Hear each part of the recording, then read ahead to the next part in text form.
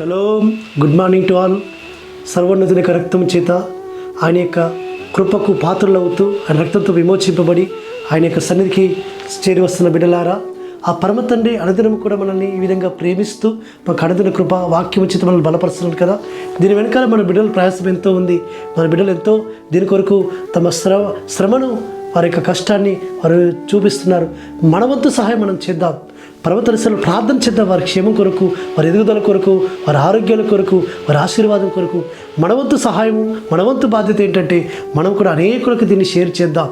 ప్రియులారా, అనుదిన కృపలో వస్తున్న లేఖన భాగం మనం చూసుకుంటుంటే ఈ దినము కీర్తనలు 128వ అధ్యాయము 5వ వచనంలో సీయోనులో నుండి యెహోవా నిన్ను ఆశీర్వదించును.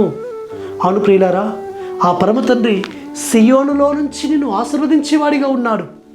ఎందుకంటే నువ్వు ఆయన మార్గములలో నిందారహితుడిగా, నిష్కలంకుడిగా నువ్వు నడుస్తూ పరిశుద్ధమైన ఆయన మార్గంలో నీవు నీతిగా యథార్థంగా ఉంటూ నువ్వు నడుచుకుంటుంటే ఆ పర్వతం నిన్ను తప్పక ఆశీర్వదిస్తాడు. అందుకే ఆయన ఇక కీర్తనలు ఏమంటారంటే, యెహోవా యందు భయభక్తులు కలిగి ఆయన త్రోవలో నడుచువారందరూ ధన్యులు.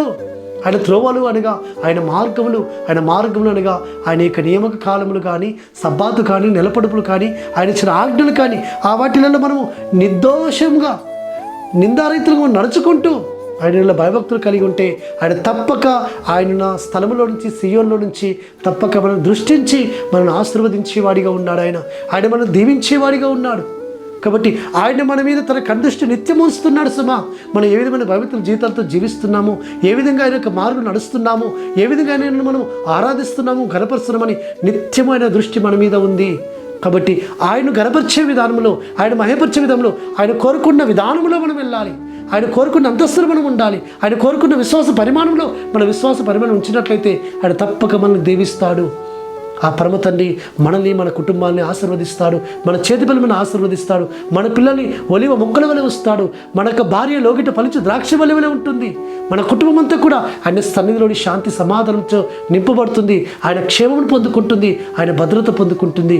మనం ఆయన మార్గంలో నిర్దోషము నడుచుకుంటుంటే ఆ విధంగా పరమ తండ్రి మన జీవితకాలం అంతట్లో మనకి ఆయన ఎలోహిముగా ఉండి మనకు కావలసిన సమాధానం ఇస్తాడు, ఆరోగ్యం ఇస్తాడు, మనల్ని బలపరుస్తూ వస్తుంటాడు.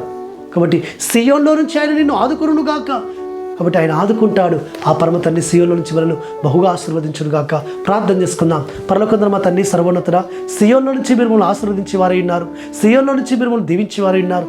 కాబట్టి ఆ యొక్క వాగ్దానం మేము పొందుకున్నట్లుగా మేము నీ మార్గంలో నిర్దోషంగా నడుచుకొని, నీ మార్గంలో మేము నడిచి నేను భయభక్తులు కలిగి నీ ఆశీర్వాదం పొందుకున్నట్టుకు సహాయం చేయమని ప్రార్థిస్తూ మానుషకుడు విమోచకుడు నజరేయుడైన యెహోవా సతిపరిశుద్ధమైన నామమున స్తుతించి ప్రార్థించి వేడుకుంటున్నాము తండ్రి.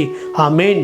సర్వోన్నతుడు సర్వాధికారి యెహోవా కృపా కనికరము నిరంతరం తోడుగా ఉండి ఆయన మనల్ని బలపరచును గాక. ఆమేన్.